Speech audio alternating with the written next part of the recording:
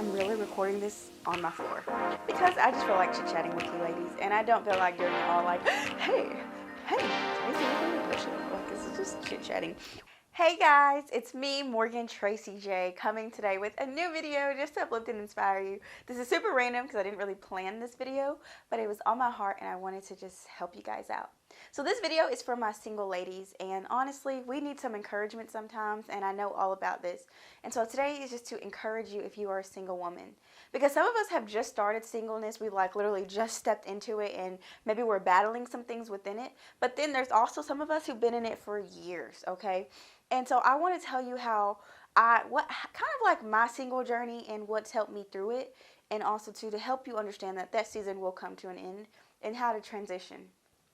So the first off, guys, if you've not watched any of my singleness videos, I was single for like 4 years, and the truth is the first year was the hardest.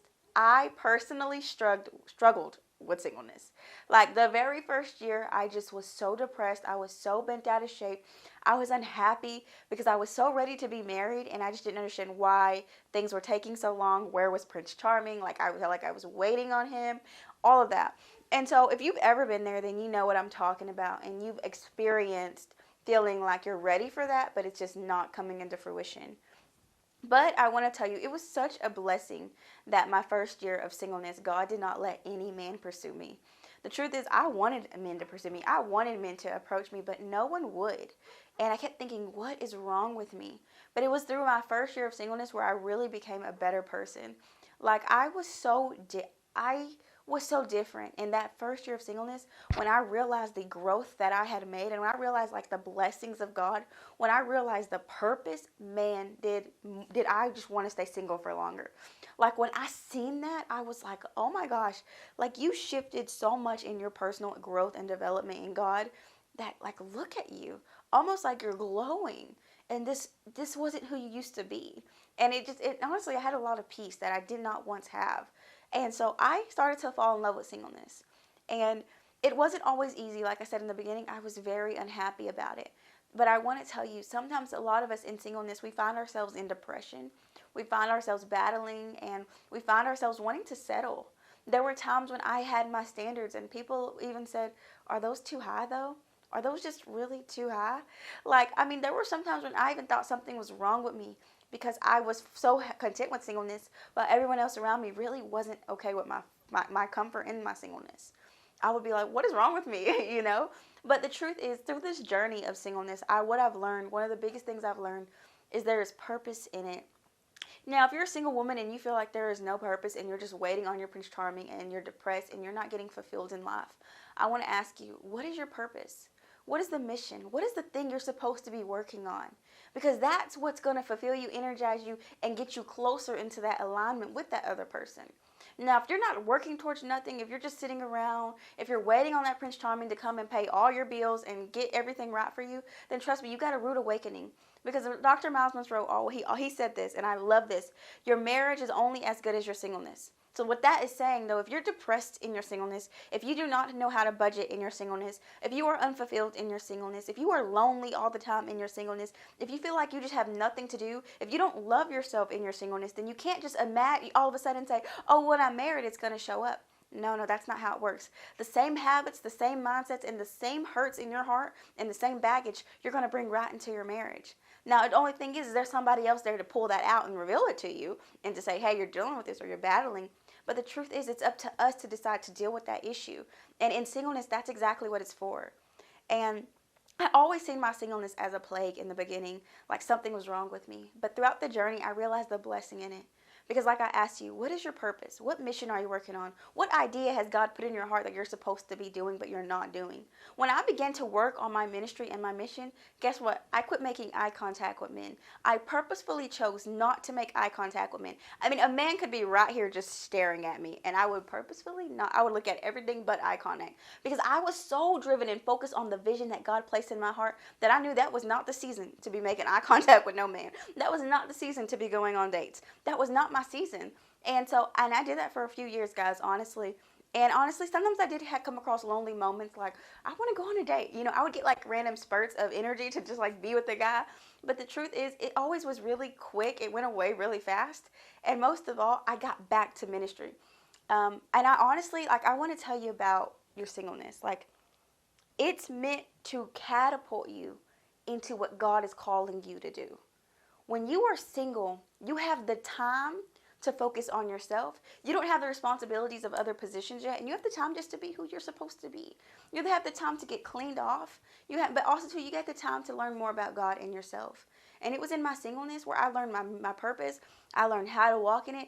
God personally gave me a word in my dorm room, and He said, "You're going to have a website, or you're going to have a ministry, and it's going to have free resources, and women are going to click on them and download words that I placed in your heart to share with them." And I was in my college dorm room. And I had been single for about a year and a half when God gave me that word. Now, I didn't know how I was going to do it because I was broke, right? But within about the next 3 or 4 months, it came fully into fruition. And so I want to tell you that it's not necessarily like I'm lonely, I want my man, I want my Mr., right, to come along the journey, come today. What it is are you willing to work on yourself? Are you willing to sit by yourself? Are you willing to talk to yourself and deal with the things in your heart? Like just a while ago when I was driving home, I was crying to God about a situation in my heart. Now, although my single season has passed, I will say there are so many things that I learned from singleness that I'm carrying right now into my courting and into my future marriage. And there's so many things, like I am not the woman I am today if it wasn't for singleness. Like I'm about to start crying. I really am. Because I was really hurt. I was really lost, and I had a lot of baggage, like a lot of hurt in my heart from my upbringing, from past relationships. And the truth is, I needed to sit down for a while. Although I didn't want to, although I felt like I personally was ready to get married, I needed to sit down. Because if I didn't have sat down and spent that time with God and worked within my own heart and worked with my own baggage, I wouldn't be who I am today. But most of all, I wouldn't have the things I have today. I wouldn't be this woman today. I wouldn't be sharing content with you today. Like she fully came out and blossomed in that time of singleness. And when I look back, I remember how I used to feel about singleness, and I just hated it at the first year. But now I see the wisdom that came in it. I see that relationships that were broken, but also the new relationships that were built. I seen how at one time I had no peace, but in my singleness, that's what I gained. I gained peace, I gained vision, I gained joy. And most of all, I gained the guidance. And the most of all, the biggest thing is I gained God. I gained more of Him. And the truth is, it wasn't an easy journey. And singleness is not always the easiest situation to deal with, especially when people around you are getting married. But I want to tell you to fix your eyes back on God. It says it in Hosea that He will set us alone for many days, and we cannot go out and be with anyone else again. And that's exactly what God did with me. Because along the journey, guess what we do? We pick up idols, and sometimes our partners and men become idols. And that thing can deter us, and it can guide us, and it can lead us away from God. And so what He wants us to do is sit down for a while with Him so He can show us how a man is supposed to love us, how a guy is supposed to pursue us, how worthy we really are, and through our true personal purpose. And when we step into our purpose, we know that not any man can just lead that. We know not any person can just come into this union with me and God, right? We know that.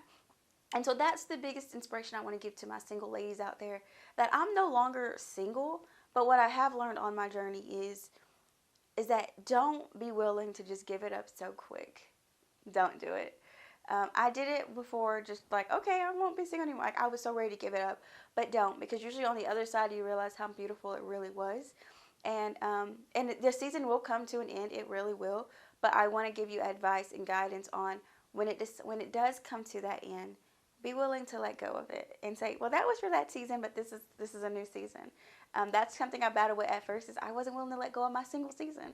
I loved it so much, I gained so much, and I was used to just me and God getting it in. Like me and Him all the time, bam. But it was time for a change, and when you see that time for that shift, I want you to also depart from that form. Keep your identity, keep what you love, but also allow yourself to embrace a new relationship. And so I say all that to say, obviously now I'm in a relationship, and I've been dating for a while. Not necessarily dating, worldly dating, courting and things of that nature. But if you're on my Snapchat, you already got the tea already a few weeks ago. But I'm really happy, and I'm so grateful. And I met the person when I was in my purpose. I was at a women's conference, hadn't been pursued in no guys really pursued me in about a year plus. And I was at a conference, and I met somebody. It was not what I was looking for. I was not seeking anybody out. And it just kind of happened. And he's a really great guy. And I will definitely share more about him soon. And hopefully, me and him could do a video together on here and where y'all can actually get to meet him. But I'm really excited and I'm really happy.